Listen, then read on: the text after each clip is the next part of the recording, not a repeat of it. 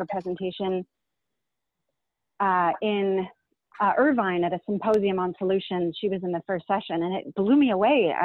A lot of us weren't up to speed on the latest research about phthalates and packaging and some of their takeaways. So I was very interested for a deeper dive. She did an amazing presentation while extremely sick. Julia, are you on yet? I am. Can you hear me? We can hear you. Yes, we can. I just gave a little preamble, and we'll hand it right to you to take it away. Unless, Melissa, you had something more? No, I just wanted to share how she has been studying with the reproductive health and environment through UCSF's program, and she's been looking a lot at how phthalates, sorry, I just saw someone's question, but studying how phthalates can enter the human body, how they're getting exposed to the food supply. And I will let her take it away and tell us all more about that, but I know that there's been a huge interest from ambassadors, so we're really excited to have you. Thank you so much for joining us. Thank you. I'm going to go ahead and make you the host so that you can share your screen if you need to. Okay. And I'll be checking the chat as well, everybody. If anybody has any questions at the end, you guys can start typing them in there, and we'll give some time for Julia to ask or to answer some of those. So thank you so much again for everybody for joining us. And once again, Julia, I'll let you take it away. Okay, so I'm going to share my screen. Let me know if it works. And while that's happening, I wanted to say thank you for having me. Do you guys hear an echo? Okay. It might just be me, so let me know if it's a problem, but I'll just keep going. So I think like Melissa said, I am a postdoc researcher at the University of California, San Francisco's program on reproductive health and the environment. And I will be talking today about some of my research on chemicals called phthalates, which are, well, we'll talk about it, but they're predominantly associated with food packaging and food processing, so food production in general. And the reason why I care about these chemicals is because they've been associated with reproductive health impacts and developmental health impacts. So can you guys see my screen? Yes, we can. Okay, so I'm gonna put it in presenter view, I think. And I think this should be okay, but is there something else I should do, Melissa, to make it easier for you guys to see? No, that's perfect. Okay, great. And so I come at this work from through an environmental health lens and as a researcher, but I'm very much interested in the environmental impacts as well as the health impacts of these chemicals and plastics in general. So I was really excited to talk to you today to see if there are ways that my research can shift to answer some questions that are more relevant for kind of connecting the health and environmental and sustainable side of things. So that's something I'm really interested in and have been for a long time. And I just have a picture here of a rubber duck toy, a bath toy, as well as a giant inflatable rubber duck that was used as a mascot of a campaign, a successful campaign in the US to remove phthalates from children's toys in several states and in California as well. And again, I do work on reproductive health and developmental impacts, but I also, my end goal in doing this work is to push for safer products, and that means safer products designed to be safer throughout the whole life cycle of the product. So the cradle to grave mentality, and I see that as part of the framework for a sustainable circular sort of approach to chemical regulation in general. And I actually grew up wanting to be a doctor, just a little bit of background. And in college, I went to UC Berkeley, and I realized I was a passionate environmentalist. And I decided to switch gears, but I was really interested in molecular and developmental biology. And I was sort of having a hard time figuring out how to mesh those two together. And I actually did an internship with Annie Leonard at Gaia. She was at Gaia at the time, the Global Anti-Incinerator Alliance. And I realized, that was the first time I'd ever heard the word or the phrase environmental health. And it was sort of perfect for me, a perfect way for me to bridge my interest in health and developmental biology with environmental issues. And I became very interested in endocrine disrupting chemicals in particular because of their ability to impact development. So it allowed me to kind of stay within that, stay within the world of thinking about molecular biology and developmental impacts and do this work. And so this book, Our Stolen Future, was one of the books I read at the time that really motivated me. And then I was also really motivated by environmental justice issues. I saw a presentation by a woman named Lula Bishop in Midway, California, who talked about the land she lived on, which was contaminated by PG&E, and it was government subsidized land. And I just couldn't believe that that is something that we allow in our society to happen. After I graduated with my undergrad, I worked at this organization called the Collaborative on Health and the Environment for 5 years. And I did work to organize scientists around, or basically to encourage scientists to come to consensus on what we know and what we don't know about how the environment impacts health, and then to translate that science for medical professionals, policymakers, and patient advocate groups. And so I got to know the science really well doing that. And I decided to go back to school in 2008 or 2010, and I ended up getting a PhD. It wasn't my intention, but that's sort of what I ended up doing, and that has led me to where I am now, working on the projects I'll talk about.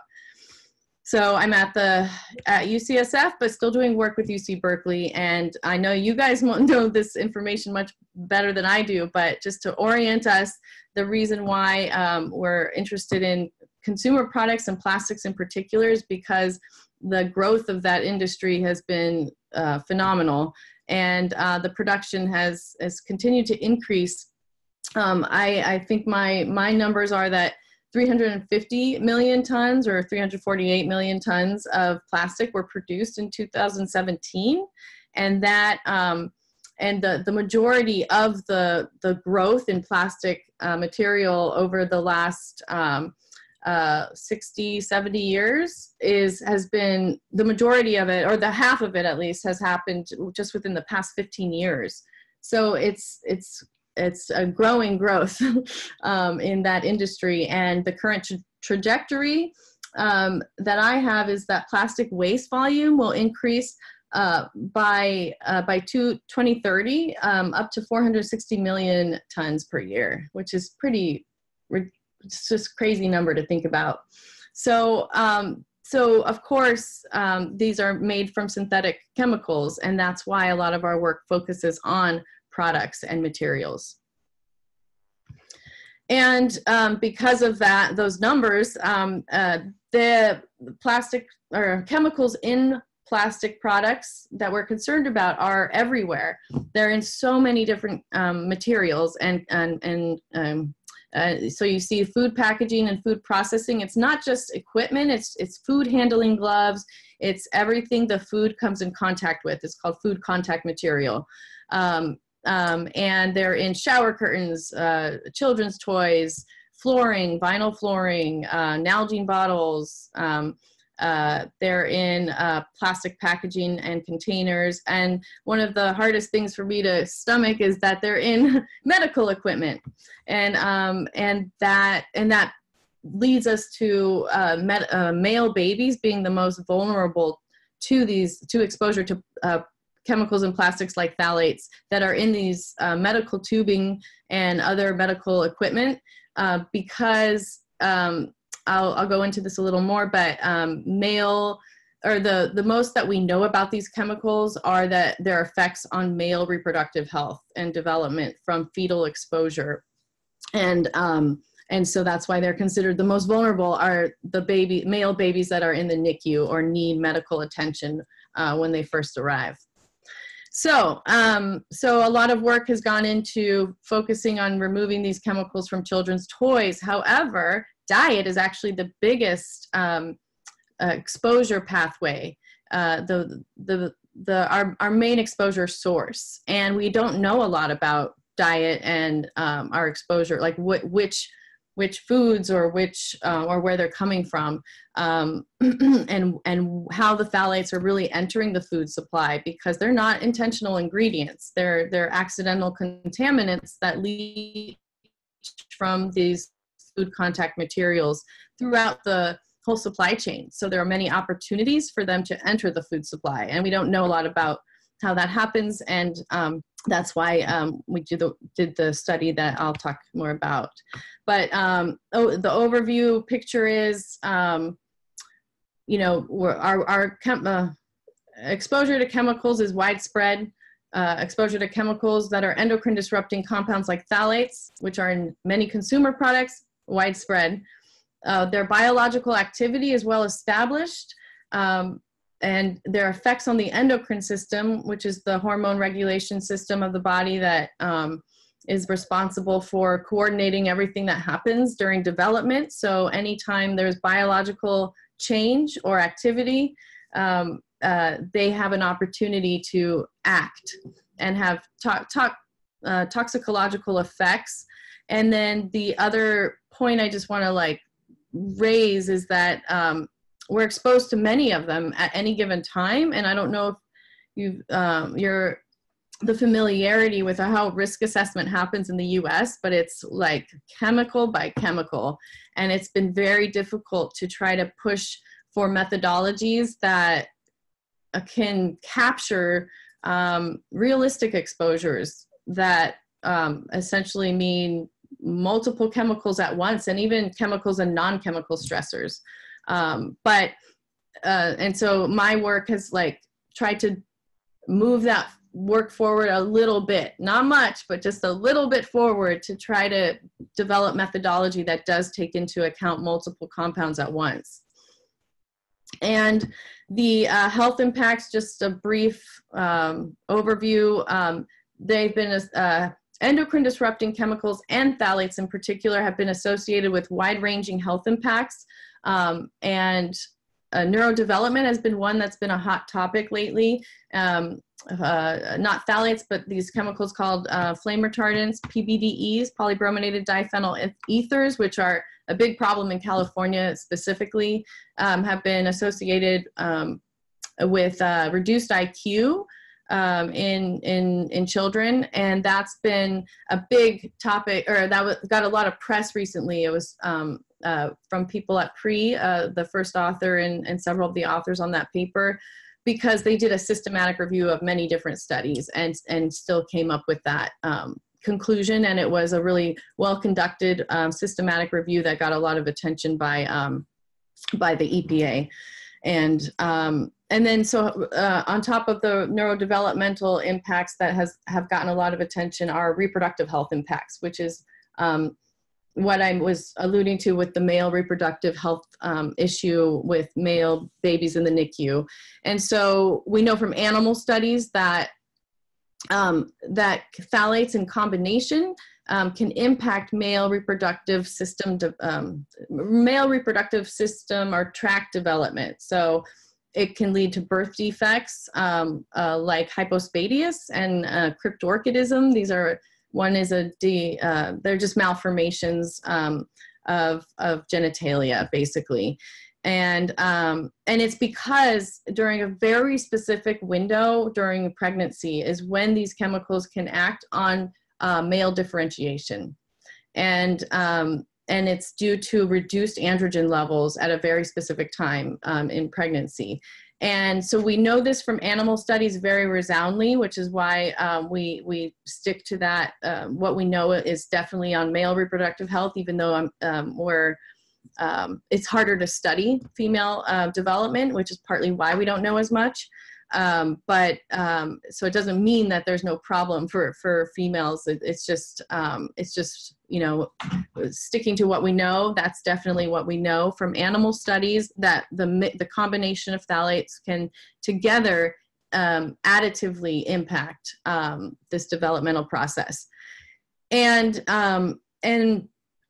human studies that have also shown associations with endpoints like reduced anogenital distance, if you've ever heard that term, which is just a measure of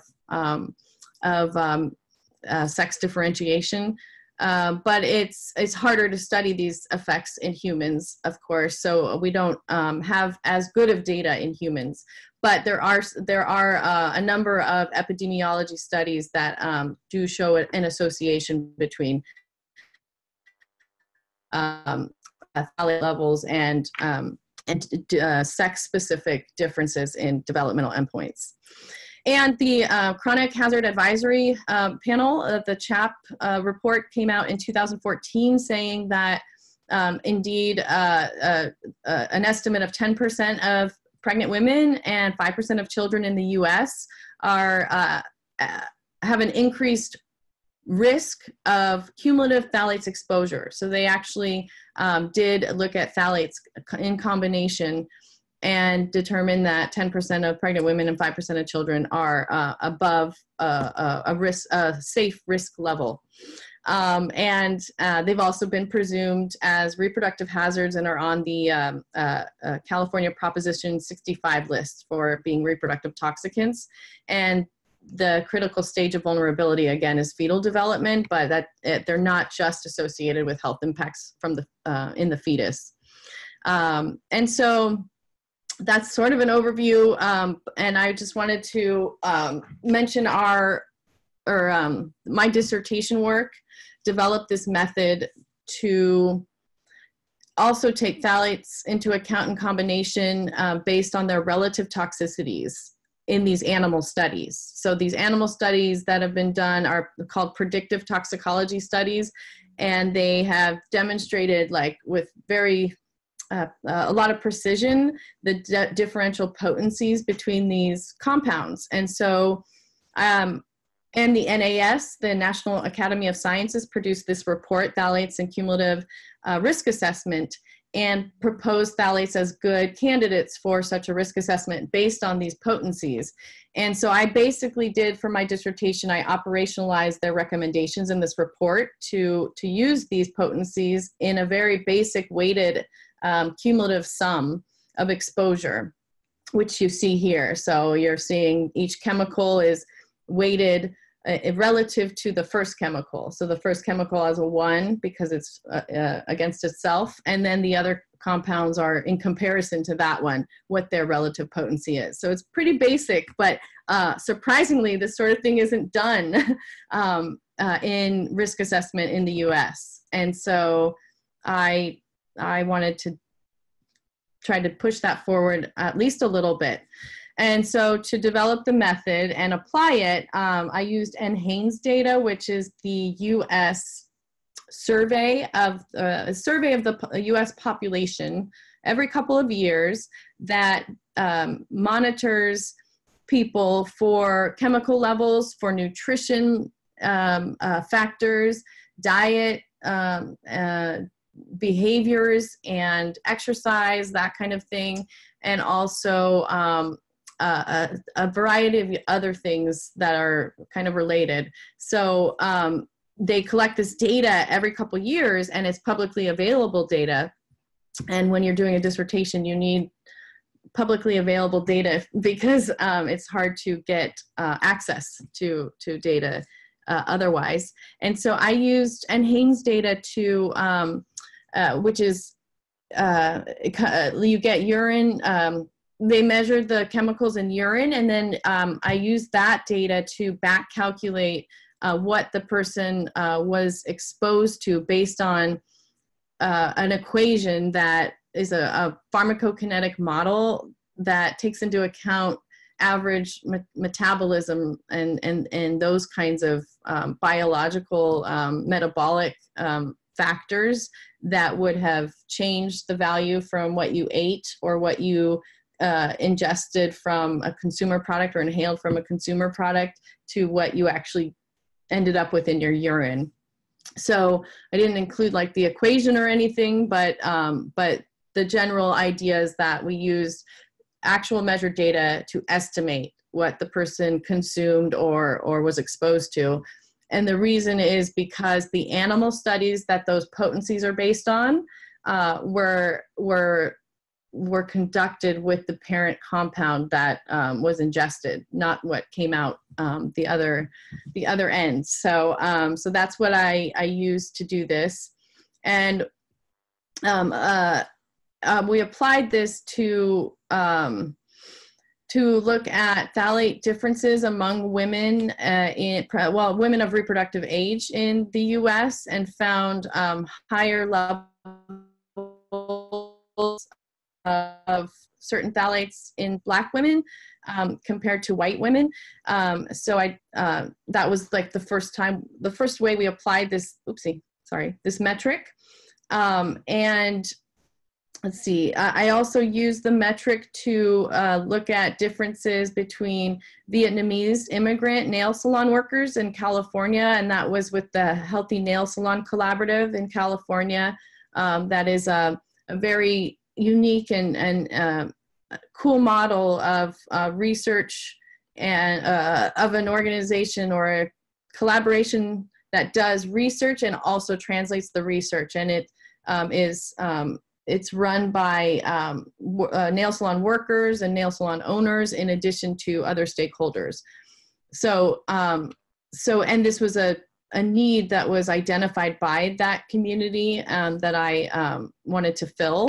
And so this was a very small study, but it was an interesting application of this cumulative metric. And then I wanted to get to what the main presentation for today is on, which is the dietary exposure pathway for phthalates using this cumulative metric. And diet, again, is the largest contributor to phthalates exposure in the US population. And that's pretty well established, but we don't know like precisely the difference between different exposure pathways, but all the modeling and measurements that have gone into figuring out that diet is the main contributor show that it's much more of a contributor, but it doesn't show how much more exactly, if that makes sense. So that's what we know, or we think we know. And so what I did to try to tease out that dietary exposure pathway was to use NHANES data again to compare people who dined out to people who didn't dine out. And part of the reason why the project evolved this way is because of the way NHANES collects data on diet. But so what they do is they do a 24-hour in-person dietary interview for everything you ate the day before. Everything. I mean, they have pictures, they go over everything, and they have a method to trying to get at what people tend to forget. So they really get everything. And it's a pretty well-validated dietary survey and method for collecting that kind of data. And then I pooled data between 2005 and 2014 because NHANES collects data in such a way that you can't get every piece of information you want in just one cycle, it's called. Every 2 years they have a cycle of data collection.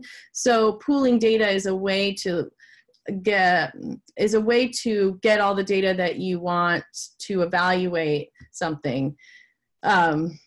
And so pooled this data, and it included 6-year-olds to elderly age adults. And the way that NHANES collects the data on dining out or not is they have like a 17 mutually exclusive question answer around where you got, so for each item, where you got the majority of ingredients that are in that item. So the options are you purchased it from a store, or you basically got it somewhere else. So whether it was a cafeteria, workplace, or school, a fast food establishment, a full service restaurant, a sports entertainment facility, all of these other categories that you basically can fall into food prepared outside of the home, or food that was not purchased from a grocery store, or homegrown, which the vast majority of food that you ate at home was purchased in a store. So we couldn't really evaluate homegrown versus store-bought food, but so we basically just categorized into dining out versus not dining out, because that's sort of what the data allowed for. And enough people didn't consume any of their calories from fast food outlets or restaurants or cafeterias the day before. So I was able to compare people who did dine out and people who did not dine out. And we found that people who dined out the prior day had 35% higher phthalate levels than people who didn't consume any calories outside of the home. So all of their calories came from the store. So the people who dined out had 35% higher phthalate levels, and for teens in particular, adolescents, that number was, the association was as high as 55% higher phthalate levels. So the teenagers who consumed a lot of their calories outside of the home had 55% higher phthalate levels than teenagers who consumed none of their calories outside of the home, which was pretty striking. I know this graph isn't really easy to look at, so I think this information, I think it's in here as well. But the other piece of this is that I did look at the relative contribution of each food source outside of the home to phthalate levels. And it was interesting. Children have the highest phthalate levels, but they consume the most calories in a cafeteria setting at school. But their cafeteria contribution in green here is smaller than the teenage contribution to phthalate levels. So even though kids eat more cafeteria food, their cafeteria food intake is not associated with phthalate levels to the extent that it is for teenagers, which is interesting, which, begs the question of, are they eating different foods? So is it conceivable that adolescents would be eating foods that might be more associated with phthalates, which include meats and cheeses and sort of high-fat dairy type of products, high-fat and high meat products? And I think all of us would agree that that's conceivable, that teenagers might be making worse decisions at the at the cafeteria than younger kids. And so that's something that was very interesting. It also begs the question of maybe, or what is contributing to the higher levels of phthalates in children, in younger children.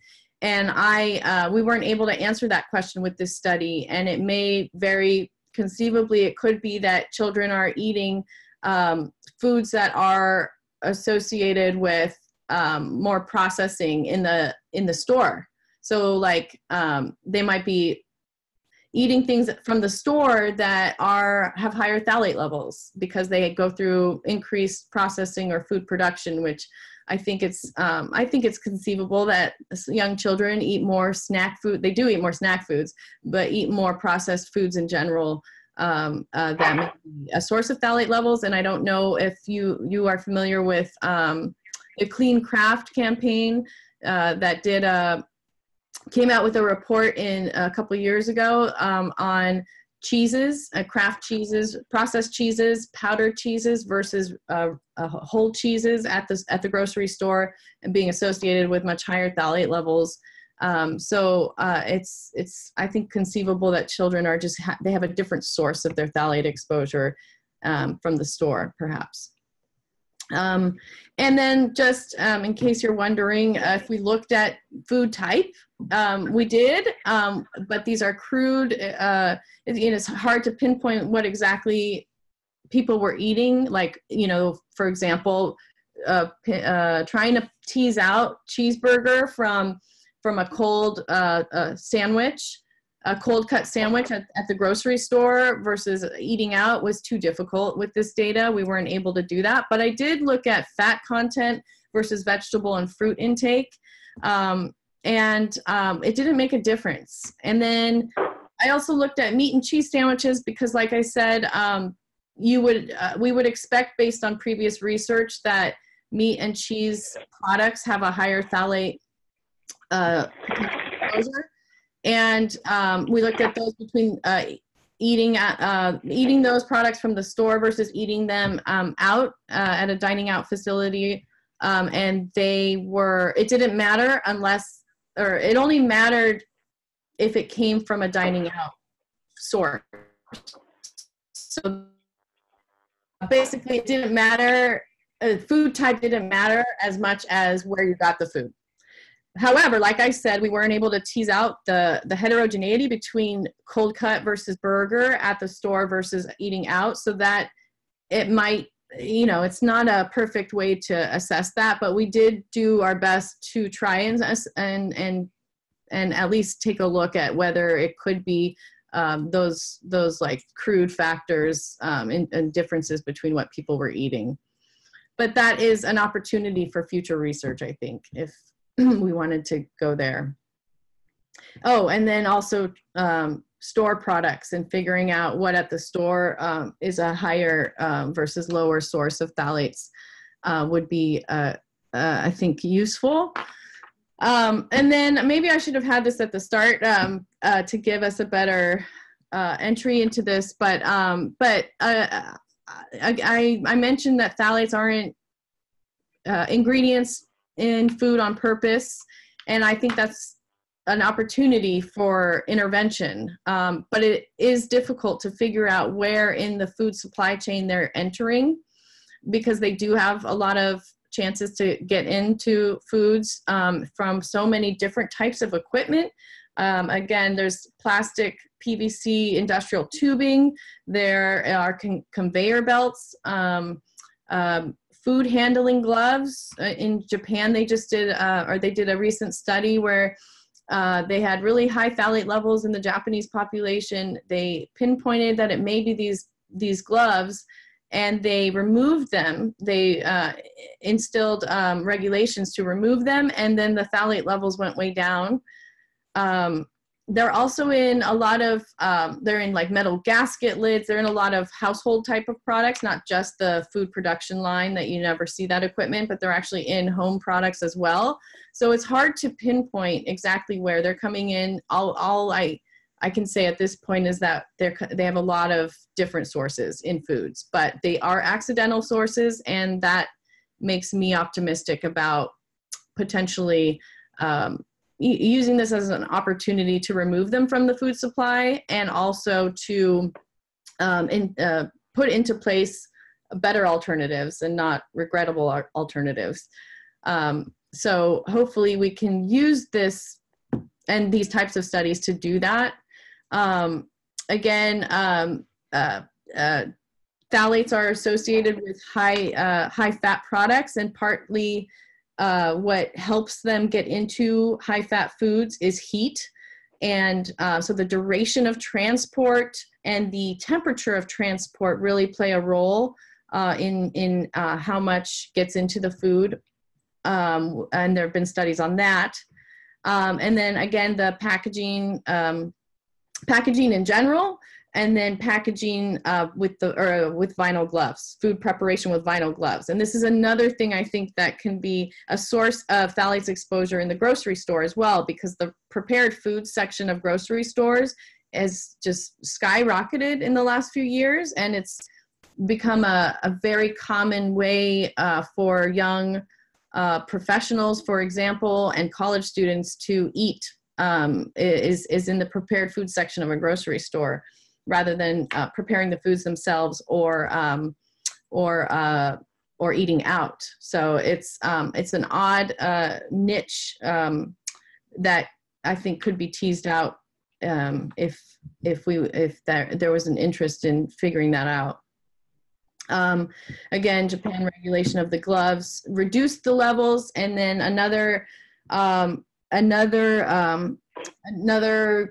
positive intervention study that was done in the U.S. Was a 3-day removal of all processed and packaged foods from the diet of several families. And it was a study done by Ruth Ann Rudell at Silent Spring Institute and some others over there. And they saw phthalate levels decrease, like drop by 50% within a day to 3 days. And so there's the other positive spin on these findings is that the source, if the source of phthalates exposure is removed, the levels will decrease. And that's because the biological persistence is not high. It's just that we're exposed to so many different products throughout the day. Levels are continuously high, but if we remove them, they would drop. So that's a positive, or that's a good, those are all good elements of something that is poised for a good intervention opportunity. Julia, can I interrupt there to ask a question since it ties to that? Someone had asked, how quickly do phthalates or their metabolites work their way out of your body, and do any component of them bioaccumulate? So it sounds like they can work their way pretty quickly. So their half-lives are within hours to days, which means that that means that within a day, if the half-life is a day, then half of it will be removed from your body. So it takes, it would take a whole day for I think for it to be removed completely. No, it would take a little longer. But because that's in like a perfect model if you were only exposed one time. And so because we're exposed continuously, that exposure, even though it's decreasing quickly, it's still compounding and it's still increasing over time. And then the other point on that is that the higher molecular weight phthalates, and those are the ones that the main source of those are in food. So DEHP and DINP are two big ones. And those tend to stick around for a little longer. So the half-life may be a few days, but that's still a short half-life compared to, say, polybrominated diphenyl ethers. But it's the consistent exposure that again compounds that exposure level over time. So it still wouldn't decrease. It wouldn't drop like, we wouldn't be able to get rid of it all that quickly. But if you stop being exposed over time, you would see a drop, and it would just really depend on how much or what your exposure level is at that time that you remove the exposure, if that makes sense, to like estimate how long it would take. But it wouldn't be years. So that's hopeful. And then the bioaccumulative, they don't bioaccumulate in the same way that things like mercury and PBDEs do, but they do get stored in fatty tissues. So it's not quite the same as like bioaccumulating up the food chain, but it's the higher molecular weight phthalates do take longer to break down because of the fat, the attraction to fatty tissue and fatty cells.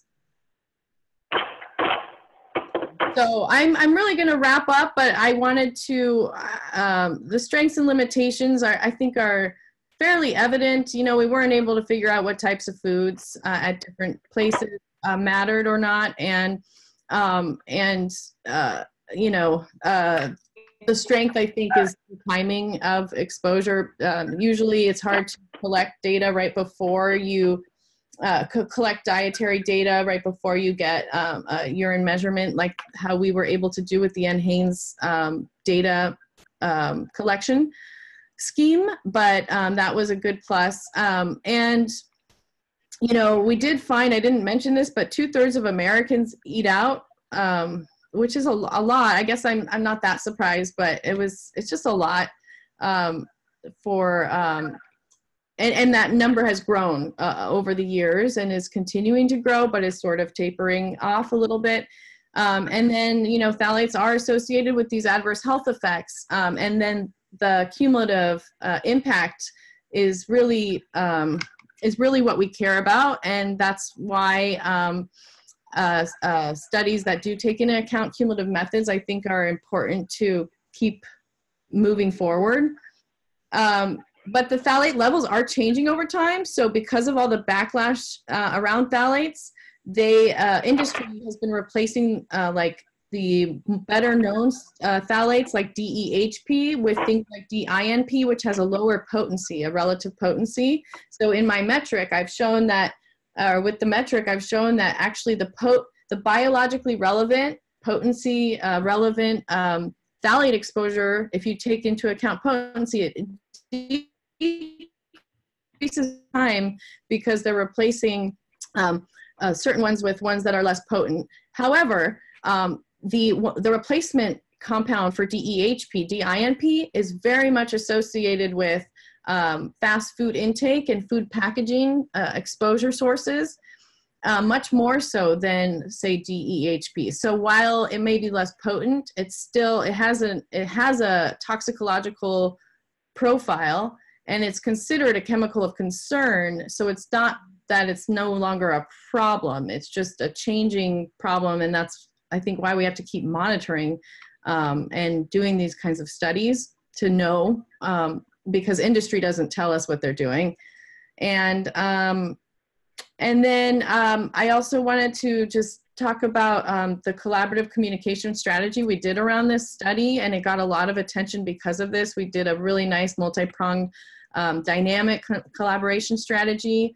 I wrote this blog, and then UC Berkeley and GWU partnered with UCSF and with Science Communication Network to really get the science out and talk to reporters and send out press releases. And we were really ready, but we didn't know how much attention it would get. And we ended up getting a lot. And I was covered by the San Francisco Chronicle. I like to put this one up because that was my very first interview. And The Guardian, CNN, Mother Jones, Environmental Health News, which is a great outlet, and then some radio and TV interest as well. And then Diane Feinstein actually expressed interest in talking to us about the study, and we actually talked to her, and she said that she would be proposing to introduce some legislation around food packaging to remove phthalates from the food supply due to our study results. And, you know, I'm not sure what her status is with that, but it was really cool to have the research seen, and the idea of follow-up is really exciting. And this is Dr. Tracey Woodruff. She's the director of PRE, and this isn't about phthalates. It's about perfluorinated alkyl substances, PFAS, which are getting a lot of interest and attention recently. They're in nonstick cookware and in dental floss. A study just came out on them in dental floss. And this is a San Francisco proposal to ban PFAS or a local ban. And you know, I like to think optimistically about how these kinds of findings can inform or build partnerships with industry. And I saw this headline while preparing for this presentation, how plastics waste recycling could transform the chemical industry. And I think that thinking about the whole life cycle of a product and from the emission standpoint, as well as the toxicity standpoint, is a really interesting area that I might be able to contribute to, but I'm really interested to hear what you guys think about how to bridge those worlds potentially, because I do think that both could help each other in a way to try to engage industry and truly change the way, not just from a toxicological standpoint, but from a pollution standpoint as well. And some of the work I've done, I'm on a working group to try to get endocrine disrupting chemicals into consideration when with life cycle assessment methods, because right now it's very difficult to characterize the toxicity from EDCs in life cycle assessment methods the way they are now. And that's for a variety of reasons. And some of it has to do with that lack of biological persistence or environmental persistence. It's hard to quantify the exposure and health risk side of things in a life cycle assessment the way it's traditionally done. So I've worked with there's a global working group to try to help figure out how to do that. And then as part of my dissertation work that I never actually got to do was to, I proposed to evaluate phthalates and a non-phthalate alternative, petroleum-based phthalate alternative, excuse me, to weigh the toxicity and energy trade-offs of both. And I never got to do that, but it's an area I'm very interested in if you have feedback. And with that, I'll just say that there's still lots of work to be done, unfortunately. I thought this was interesting. It's from a consulting group for industry, the chemicals industry. It says, promising future for the strong, decisive, and persistent chemical company. And I just thought, wow, the thought of if humans survive and leave this planet, you know, eventually, bringing the kind of waste mentality and the lack of care for what it does to the environment or people into the universe somehow is just much sadder to me than even thinking about the earth, the destruction of the earth. So I don't know, it just makes me think we have a lot of work to do to try to prevent that from happening. That's actually one of the questions that we got as well, was also what are some of the research gaps and what are your kind of next steps? I know you. Oh, sure. Well, so research gaps are, I think, this is hard to get at, but figuring out where in the supply chain that phthalates are coming in. So Ami Zota, she was supposed to present as well at UC Irvine. She has been organizing around, so she's doing a study that is looking at different products from fast food outlets and actually evaluating them as exposure sources individually. So trying to get at like what products from those sources are particularly problematic. And I would like to do the other side of that, which is the grocery store, because of the prepared food the prepared food phenomenon that's occurring in the US. And the challenge, which I would love to talk with you guys about if you have any knowledge about this, is how to engage industry in the somewhere in the supply chain to understand whether it's transportation and like the actual preparation on the back end, or is it more upstream? Is the source more upstream during the manufacturing and initial packaging phase? Because it matters, because the limited research I was able to gather on what we know about the supply chain is that most fast food outlets have I should say most grocery stores have everything in-house. So they have their own trucks, they have their own, they run everything. Like the Safeway truck goes to a Safeway manufacturing site and then goes to a distribution center that is encompassed within Safeway. That's my understanding. but limited data available on that.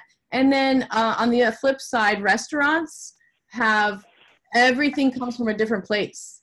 They have a different distributor for this thing and a different seller of the beverages, and they get everything piecemeal. And so understanding the differences between the system, like the system level differences and structural differences between the way that distribution and packaging and all of that happens, I think would be a logical next step. It might not be as forward as we'd want to go, but that's so unknown right now, what the basic differences are and how those differences might contribute to increased migration of phthalates in the products, or just increased contact with potential sources. All of that information is ripe for understanding, and I don't know how to do that though without engaging industry, and I don't know how engaged industry would be on this. So, and then another piece of that I'm interested in is what's the worker exposure potential throughout that life. Because with endocrine disrupting chemicals, even if it's hard to quantify what moves through the environment, the environmental fate and transport modeling that's done in a life cycle assessment, even though that's difficult, what can be measured is like the direct exposure and potential risk in workers that along the supply chain. But again, that's difficult to do. It's difficult to get access to do that kind of work. Yeah. Well, really, really fascinating research. Thank you so much for sharing with us. I just have one more question. I don't know if anybody else has any questions. Feel free to type them into the chat box. We're like 2 minutes away from noon, so maybe we have time for 1 or 2 more questions. But I have one. You know, as a mother of 2 young girls, as I was looking at those statistics, it was a little like mind-blowing, like, oh my gosh. So from your research, would you say it's safe to say until we know more from where this exposure is coming from, really the best way to kind of mitigate exposure to phthalates would be to cook at home as much as we can? Yeah, so the same advice we'd give for being healthier in general is the same advice we would give after this study, is like home cooked meals, less processed. That's just, I mean, it's a nice, easy intervention or change that one could make. However, as we all know, it is really hard to do that. And it's hard to do that with less packaged products unless your whole lifestyle is revolved around that, which in the Bay Area, a lot of us are live that way. But in general, that's not super, it's not super helpful. You know, there's still a problem with the upstream solution is what I like to think about more, which is removing them from the food supply altogether, so that, you know, kids who rely on school lunch for the main portion of their nutrition every day, which is a wonderful, valuable, important thing, they shouldn't be exposed to phthalates because of that. So even if you can make a change at home, a lot of kids don't have that kind of, they don't have that structure. And yeah, I mean, it's just, to me, it's like really clearly there's no point for them to be in the food. So let's get them out of the food. But I know it's not that simple, but it just feels like it should be. Yeah. Does anybody else have any other questions for Julia before we wrap up?